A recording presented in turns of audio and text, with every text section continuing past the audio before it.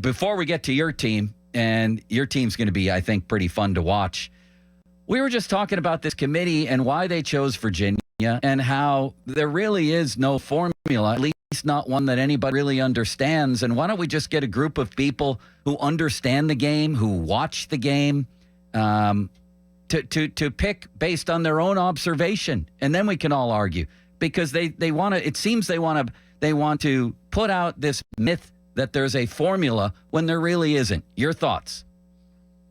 Yeah, it doesn't matter who you put together in that room. You're going to have people mad. And whether it's your seed, whether it's the region, how you're traveling, whether you should be in or they should be in, I mean, it's kind of what makes the tournament what it is. So I don't think Yins really can, you can argue about it. It's great radio, but, you notice I threw in Yins and Crick. I love being back. Crick downtown. I told my staff, I'm going to go get a pop. They go, a what? And then I asked, does anybody have a gum band? They're like, what? What the hell are you talking about? And then my mom used to say, go rent up your room. I mean, that's all I knew. When someone said, are you going to clean? And I'm like, what? What are you talking about?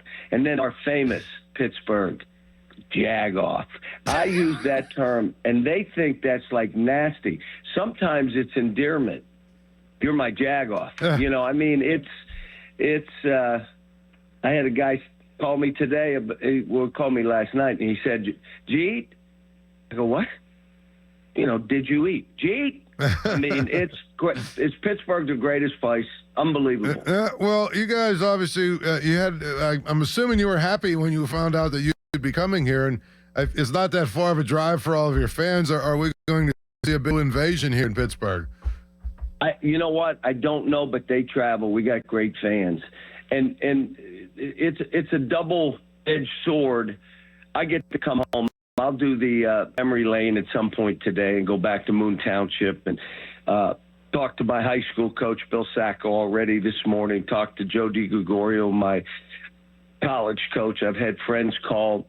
Tickets become a problem when you come home, but the other side is you get to come home. I mean, look, when we all grew up here, it was a little while ago, but this was a blue-collar town, which is why the Steelers have always stayed the way they are. This is a blue-collar town. I mean, all of our dads, when I grew up, Coriopolis, Moon Township, Glen Willard, they were all laborers. They worked double shifts. The moms raised us. The ones that created hope and dreams, and we were all the same. It was like a melting pot. But you know what? You learn to work. No one's going to give you anything.